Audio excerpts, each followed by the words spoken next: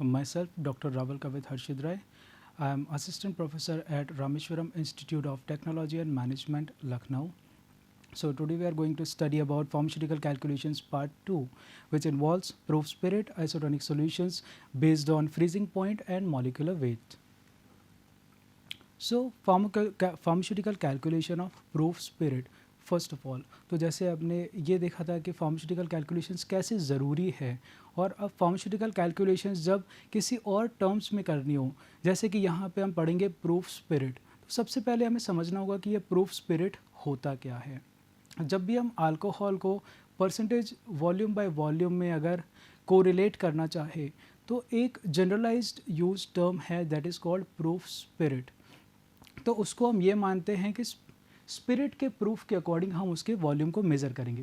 तो यहाँ पे क्या होता है, the strength of alcoholic preparations are generally indicated as percentage degree, और you can say by degree, और ये डिग्री या तो ओवर प्रूफ हो सकती है या अंडर प्रूफ भी हो सकती है।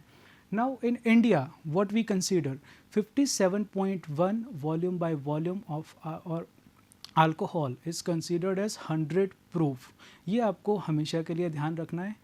In India, we have taken the reference point of 57.1 percentage volume by volume of alcohol to consider its underproof or overproof degrees, right? So the 57.1 percentage volume by volume of ethyl alcohol, ये आपको हमेशा याद रहना चाहिए, because this is the basic when you are calculating proof spirit, ठीक है। and it is considered to be equal to 100 volumes of proof spirit, या तो आप कह सकते हैं 100 proof है ये, ठीक है। It means that any alcoholic solution which contains 57.1 volume by volume alcohol is a proof spirit and which is said to be 100 proof, ठीक है। तो उसको जनरली हम 100 proof ऐसे बोलते हैं।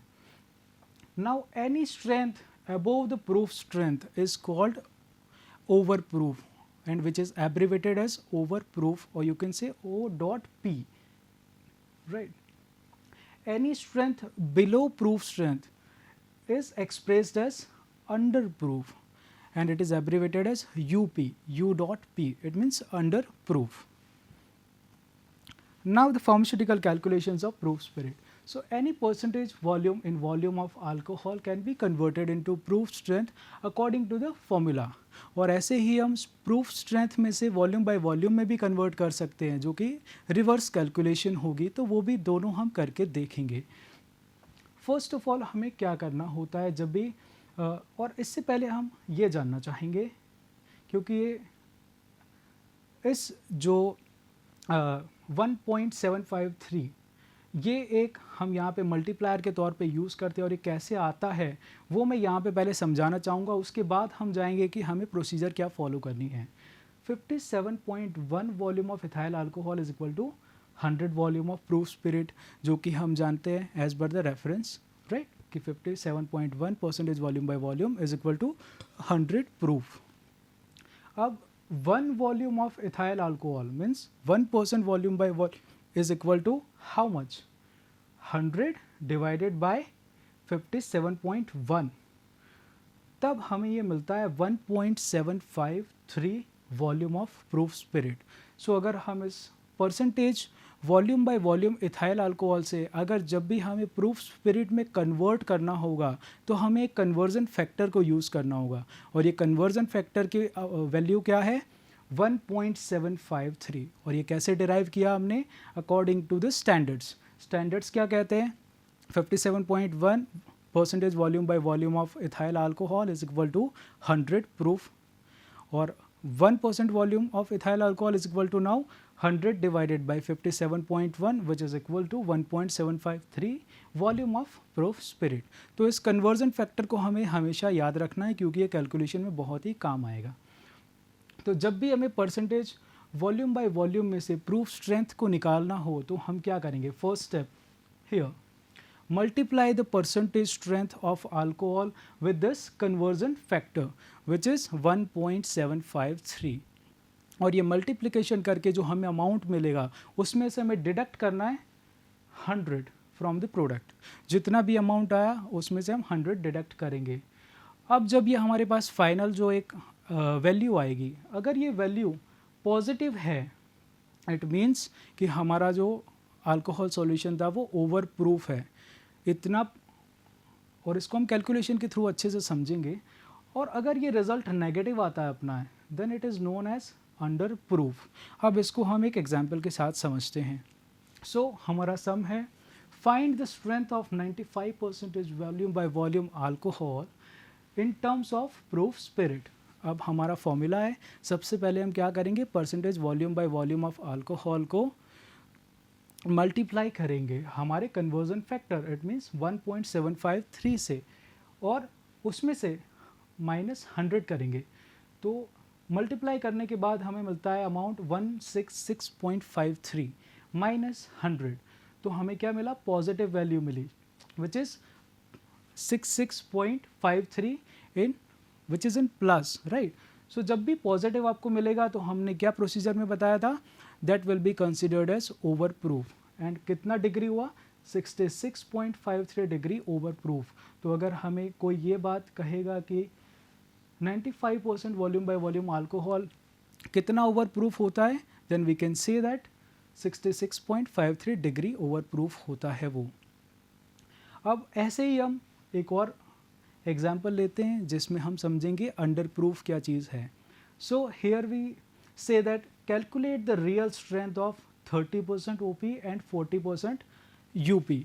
तो यहाँ पे हमें रिवर्स कैलकुलेशन बता रहे हैं कि अगर ऐसा पूछा जाए कि real strength means in percentage volume by volume of alcohol कितना है, अगर कोई हमारे पास जो दो सॉल्यूशन है वो ऐसे हैं, 30% over proof and 40% under proof.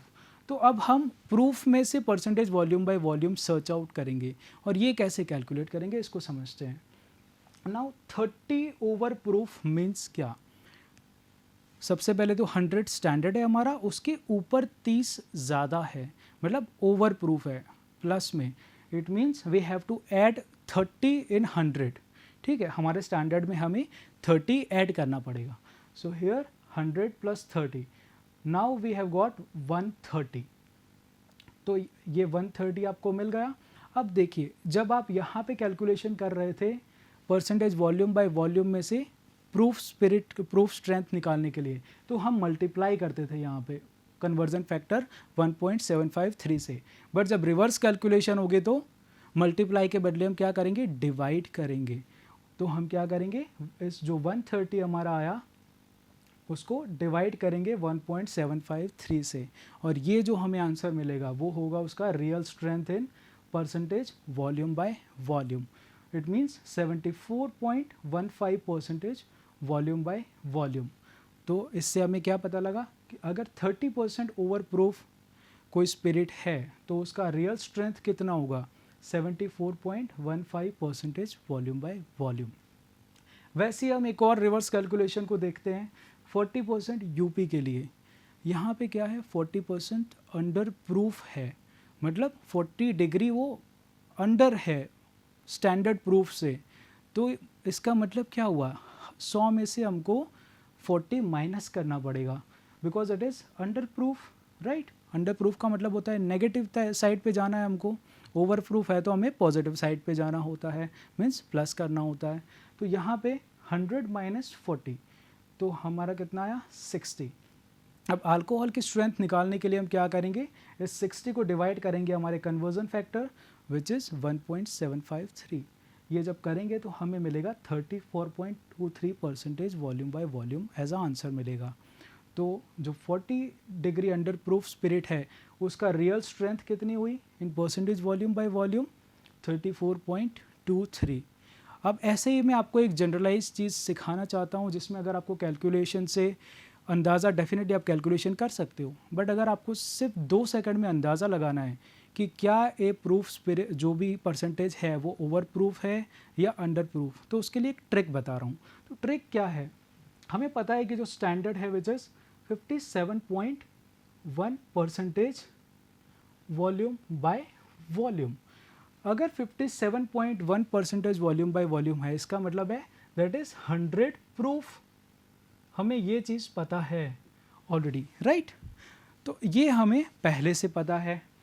जैसे ही हम परसेंटेज देखेंगे अल्कोहल का, percentage volume by volume of alcohol, अगर वो जो यहाँ पे आपको ये अमाउंट लिखा है ये 57.1 से ज़्यादा है, तो आप तुरंत समझ जाइए कि ये हमारा आंसर आएगा ओवर प्रूफ में। और अगर आपका ये देखिए यहाँ पे कितना है 34.23 जो हमने रिवर्स कैलकुलेशन की थी, जब भी ये 57.1 से नीचे का वैल्यू अगर आपका होगा, जब भी इधर मान लीजिए यहाँ पे दिया होता 95% वॉल्यूम के बाय वॉल्यूम ऑफ अल्कोहल के बदले 40%, तो क्या होता, ये अमाउंट कैसा है 57.1 से नीचे है, ठीक है, उससे कम है। इट मीन्स क्या हुआ 100 प्रूफ से कम है, और 100 प्रूफ से कम है तो हम उसको क्या कहेंगे यूपी, अंडर प्रूफ। तो आप विद इन 2 सेकेंड्स आइडिया लगा सकते हैं कि हमारा आंसर कैसा आएगा। ये एक ट्रिक है जिसको आप यूज़ कर सकते हैं और इजीली चेक कर सकते हैं। एमसीक्यूज टाइप के क्वेश्चन होते हैं, उसमें भी इसको आप ट्रिक के तौर पे लगा सकते हैं और ये आपको हेल्प करेगा। Now let's understand about isotonic solution. So first of all, what is isotonicity? So iso and tone. Tone का मतलब होता है प्रेशर, iso means similar. तो इसी दो वर्ड्स को मिला के एक डेफिनेशन बनती है आइसोटोनिसिटी की। और ये प्रेशर जो है tone, that is generated by osmotic pressure, ठीक है। तो यहाँ पे सबसे पहले हम ये समझेंगे कि the solutions having the same osmotic pressure are called isoosmotic. ये आपको समझना ज़रूरी है कि जिन दो सॉल्यूशंस का, मान लीजिए हमने सॉल्यूशन ए लिया, सॉल्यूशन बी लिया, दोनों सॉल्यूशन है जो उन दोनों का ऑस्मोटिक प्रेशर सिमिलर है, समान है, तो उन दोनों सॉल्यूशन को हम क्या कहेंगे आइसोऑस्मोटिक कहेंगे, क्योंकि उनका ऑस्मोटिक प्रेशर सेम है। Now the solutions which are not having the same osmotic pressures, जिनका ऑस्मोटिक प्रेशर सेम नहीं होता है, उनको हम क्या कहते हैं पैराटोनिक सॉल्यूशन, राइट। तो ये जो टोन है मीन्स प्रेशर, वो जनरेट होता है ऑस्मोटिक प्रेशर की वजह से, that's why we call it isoosmotic also. और अगर इंटरचेंजेबली उसको हम जनरली यूज़ करते हैं एज अ आइसोटोनिक, तो हम आइसोटोनिक वर्ड भी यूज़ करते हैं क्योंकि प्रेशर जो ऑस्मोटिक प्रेशर है वो समान होता है, ठीक है। और यहाँ पे जिन सॉल्यूशंस का ऑस्मोटिक प्रेशर सेम नहीं होता है, सिमिलर नहीं होता है, समान नहीं होता है, तो उसको हम पैराटोनिक सॉल्यूशंस कहते हैं। नाउ आपको एक एग्जांपल के तौर पे बताना चाहूँगा, a solution containing 0.9% of sodium chloride which is we know that which is generally we call it saline solution, so it is practically isotonic with blood plasma and is regarded as standard. 0.9% sodium chloride solution को हम isotonic solution की category में standard मानते हैं, ये आपको याद रखना है। A solution containing more than 0.9% of sodium chloride is called as hypertonic। अगर उसका ऑस्मोटिक प्रेशर 0.9% सोडियम क्लोराइड का जो सॉल्यूशन है उससे ज़्यादा है, इट मीन्स हाइपर है, तो उसको हम क्या कहेंगे हाइपरटोनिक सॉल्यूशन। और अगर ऐसा कोई सॉल्यूशन है जिसका osmotic pressure 0.9% sodium chloride solution जो कि हमारा स्टैंडर्ड है उससे कम है, तो उसको हम क्या कहेंगे हाइपोटोनिक सॉल्यूशन। तो आपको हाइपर और हाइपो का मतलब इजीली पता होगा। तो हाइपर तब यूज़ होता है जब ऑस्मोटिक प्रेशर हमारे स्टैंडर्ड जो हम मानते हैं 0.9% सोडियम क्लोराइड सॉल्यूशन को, उससे ज़्यादा हो तो हाइपरटोनिक कहेंगे, उससे कम हो तो हाइपोटोनिक सॉल्यूशन के तौर पे उसको डिफाइन करेंगे। Now let's have an example. आपने 11th-12th में पढ़ा होगा कि आइसोटोनिसिटी कितना बड़ा रोल प्ले करती है। जैसे कि अगर आरबीसीज जो होते हैं रेड ब्लड कैप्सूल्स, और यू कैन से red blood cells in normal terms, अगर उसको कांटेक्ट में लाया जाए ऐसे सॉल्यूशन के साथ जिसका और आरबीसी के अंदर के जो फ्लूइड का ऑस्मोटिक प्रेशर सेम होगा, तो इस सॉल्यूशन को हम क्या कहेंगे यहाँ पे आइसोटोनिक सॉल्यूशन। और वहाँ पे जब आइसोटोनिसिटी होगी, ऑस्मोटिक प्रेशर सिमिलर होगा, तो हमारे रेड ब्लड कैप्सूल्स के सेल वॉल को कोई अफेक्ट नहीं होगा, ना ही वो स्वेल करेगी ना ही श्रिंक करेगी, ठीक है। बट उसका जो नॉर्मल फिजियोलॉजिकल जितना थिकनेस है वैसे ही रहेगा। लेकिन अगर मान के चलो कि आपने आइसोऑस्मोटिक या आइसोटोनिक सॉल्यूशन नहीं यूज़ किया है, हाइपरटोनिक सॉल्यूशन यूज़ किया, तो कॉन्सेंट्रेशन ग्रेडियंट के अकॉर्डिंग फ्लूइड का मूवमेंट होगा और क्या हो सकता है, श्रिंक हो सकता है, राइट। और वैसे ही अगर आप हाइपोटोनिक सॉल्यूशन को यूज़ कर रहे हैं तो आपका आरबीसी स्वेल कर सकता है, ठीक है। Now the general principles for adjustment to isotonicity. Isotonicity क्यों इम्पोर्टेंट है, क्योंकि जब भी हम फॉर्मुलेशंस बनाते हैं तो आपने जैसे देखा होगा हम डिफरेंट टाइप ऑफ इंजेक्शंस लेते हैं, intravenous injection, subcutaneous injection, intramuscular injection, या कुछ ऐसे पेरेंट्रल प्रिपरेशंस में बनाने होते हैं जैसे कि eye drops, nasal drops, ear drops. तो ये सारे जो जितने भी सॉल्यूशंस हैं ये हम अपनी बॉडी में इंसर्ट करते हैं, और जब भी कोई नई चीज़ बॉडी में डाली जाती है तो सिंपल सी बात है, अगर आप एक एग्जांपल की तरह समझे कि लाइक डिजॉल्व्स लाइक, मतलब जो समान होता है वही उसमें कॉम्पेटिबल हो पाता है, ठीक है।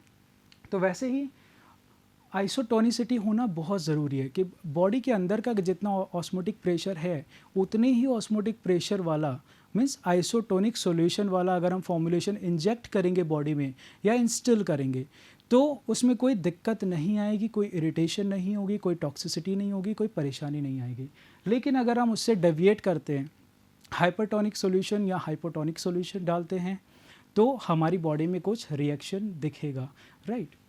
तो जब भी हम सॉल्यूशंस फॉर आईवी इंजेक्शन तो उसमें आइसोटोनिसिटी इज़ मस्ट, क्योंकि हम इंट्रावेनस इंजेक्शन सीधे ब्लड स्ट्रीम में इंजेक्ट करते हैं। आप इंजेक्ट करते हो तो सीधे ब्लड स्ट्रीम में जाता है नीडल के थ्रू, और इस वजह से क्योंकि वो ब्लड के सीधे कांटेक्ट में आ रहा है तो ये आइसोटोनिक होना मस्ट है। Isotonicity is must. इसमें कोई आप थोड़ी ज़्यादा भी कोई ऊंच नीच 19-20 नहीं कर सकते, it has to be isotonic, नहीं तो फिर दिक्कत हो सकती है, क्योंकि आरबीसी सेल्स का लाइसिस हो सकता है, वो श्रिंक हो सकते हैं या तो स्वेल भी हो सकते हैं, ठीक है। सॉल्यूशंस फॉर सबक्यूटेनियस इंजेक्शन, जब सबक्यूटेनियस रूट से हमें अगर इंजेक्ट करना है कोई चीज़ तो सबक्यूटेनियसली जब हम इंजेक्ट करते हैं तो वहाँ पे भी आइसोटोनिसिटी इज़ डिज़ायरेबल, अच्छी चीज़ है, क्योंकि यहाँ पे सीधे हम ब्लड में नहीं इंजेक्ट कर रहे कोई अपना जो फॉर्मुलेशन है वो, पर सबक्यूटेनियस टिश्यू में तो तब भी हम ये कोशिश करते हैं कि आइसोटोनिसिटी एडजस्टेड हो, मीन्स डिज़ायरेबल है ये, ठीक है। आपको इस चीज़ को ध्यान रखना है दैट सबक्यूटेनियस इंजेक्शन में it is desirable, but must नहीं है, थोड़ा बहुत इधर उधर होगा तो चलेगा, बिकॉज वो टिश्यू में है और उससे ज़्यादा परेशानी नहीं होगी। सॉल्यूशंस फॉर इंट्रामस्कुलर इंजेक्शन, वहाँ पे भी जनरली इंट्रामस्कुलर डिपोट होते हैं या इंजेक्शंस होते हैं, तो मस्कुलर टिश्यू में भी अगर टोनिसिटी हो वो ज़रूरी है, लेकिन अगर नहीं भी होगी, थोड़ा बहुत फ़र्क होगा तो ज़्यादा दिक्कत परेशानी नहीं होती है। सो इट डिपेंड्स कि आप कौन से रूट से आपका फॉर्मुलेशन जा रहा है, उसके ऊपर भी डिपेंड करता है कि आइसोटोनिसिटी कितनी रिक्वायर्ड है। Solution use for nasal drops, nasal drops में भी आपका जो फॉर्मुलेशन है वो आइसोटोनिक हो तो बहुत अच्छी बात है, उससे क्या होगा, नेज़ल मिकोजा पे इरिटेशन नहीं होगी। लेकिन अगर हाइपरटोनिक सॉल्यूशन होगा या हाइपोटोनिक सॉल्यूशन होगा तो आपकी नेज़ल मिकोजा जो है, नाक के अंदर की जो सरफेस है, ल्यूमिनल मेम्ब्रेन है, वो मेम्ब्रेन आपकी ड्राई हो सकती है या तो प्रॉब्लम इरिटेशन क्रिएट हो सकती है अगर आप आइसोटोनिक सॉल्यूशन उसमें यूज़ नहीं करते हैं तो। And solutions used as eye drops, जब भी हम आई ड्रॉप्स डालते हैं तो आई ड्रॉप्स जनरली हम 1 या 2 ड्रॉप डालते हैं, ज़्यादा नहीं डालते हैं। और जब भी आप आँख में डालोगे तो आपने देखा होगा कि आँख में से पानी बाहर आ जाता है, which is due to lacrimal secretion, lacrimal fluid का सिक्रेशन होता है और आँखों में से पानी बाहर आने लगता है तुरंत ही। और साथ ही साथ में आँख के अंदर एक बहुत अच्छी रचना होती है कि उनकी जो बफर कैपेसिटी होती है लैक्राइमल फ्लूइड की, वो अच्छी खासी होती है। तो यहाँ पे भी अगर आइसोटोनिसिटी में 19-20 होगा, थोड़ा बहुत फ़र्क होगा, ज़्यादा नहीं, तो उसमें प्रॉब्लम नहीं करेगा, राइट। पर isotonicity is always desired in case of parenteral formulations. अब हम बात करते हैं calculations for adjustment of isotonicity. जब हमें ये पता लगे कि आइसोटोनिसिटी बहुत ज़्यादा ज़रूरी है तो उसको हमें कैलकुलेट करना भी आना चाहिए। उसके लिए हमारे पास 2 मेथड है। The first technique is based on freezing point. So here it is based on freezing point method. और फ्रीजिंग पॉइंट में एक इक्वेशन आपका आता है जहाँ पे क्या कहते हैं कि द इक्वेशन इज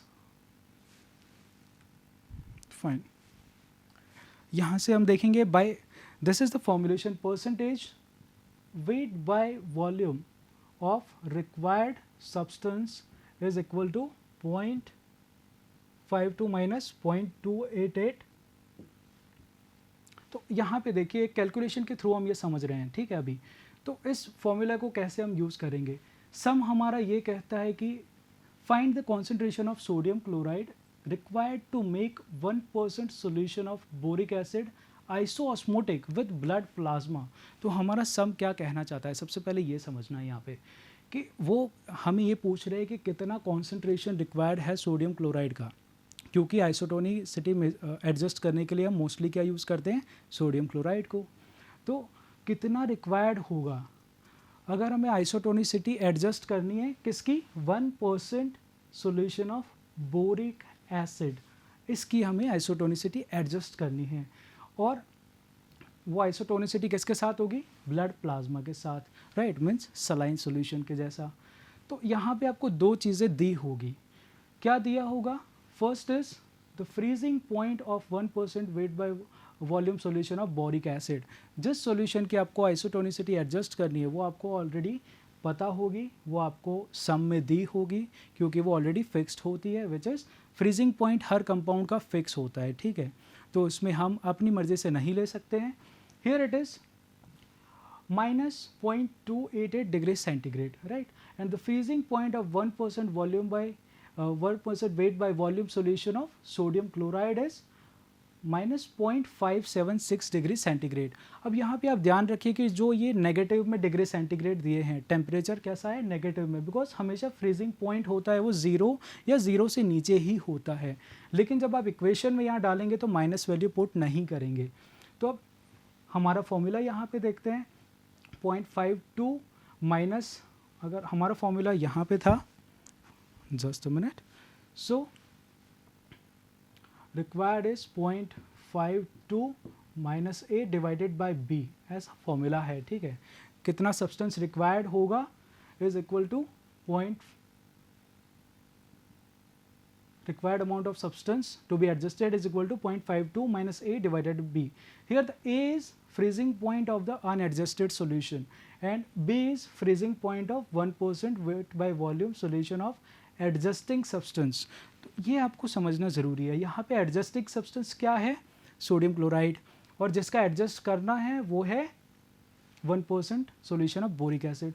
तो बोरिक एसिड का फ्रीजिंग पॉइंट यहाँ पे हम रखेंगे विच इज़ 0.288 और नीचे B इज़ 0.576 अगर उस फॉर्मूला के हिसाब से देखें तो इस फॉर्मूला को जब आप अप्लाई करेंगे तो आपको एज एन आंसर मिलेगा 0.402% weight by volume of sodium chloride, which is the adjusting agent, is required for this. Now the calculations for adjustment of isotonicity based on molecular weight. So here the equation is percentage weight by volume of adjusting substance required is equal to 0.03 m by n. यहाँ पे m क्या है, ग्राम molecular weight of the substance, and n is number of ions into which the substance is ionized, means उसकी valency कितनी है, उसका dissociation होता है तो कितना आयोनाइजेशन चार्ज होता है उस पर। इसके बेस पे अब एक सम को हम देखते हैं यहाँ पे, find out the concentration of sodium chloride required to produce a solution isoosmotic with blood plasma. अब कैलकुलेशन में देखिए यहाँ पे molecular weight of sodium chloride which is 58.5. Sodium chloride is ionizing substance and it gets dissociated into two ions. Sodium chloride का क्या होता है, NaCl. When it is getting dissociated, which is in equilibration, it will be get dissociated as Na plus and Cl minus. Right? Sodium plus ion and chloride minus ion में dissociation होता है। तो कैसे दो ions बने हैं यहाँ पे, ठीक है। That's why हम यहाँ लिखते हैं कि it is dissociated into two ions, right? So by applying the formula, percentage weight by volume of adjusting substance required is equal to 0.03 m divided by n. Apply करेंगे यहाँ पे 0.03 into molecular weight 58.5 divided by कितने ions में dissociate होता है sodium chloride, 2. तो हमें answer मिलेगा 0.88 gram, and this 0.88 gram is required पर 100 ml ऑफ द फ्लूइड। ठीक है, तो इस हिसाब से हम कैलकुलेट कर सकते हैं कि सोडियम क्लोराइड का कितना अमाउंट चाहिए होगा, इस सब्सटेंस का कितना अमाउंट चाहिएगा। 100 ml के लिए 0.88 ग्राम सोडियम क्लोराइड हमें चाहिए। Thank you.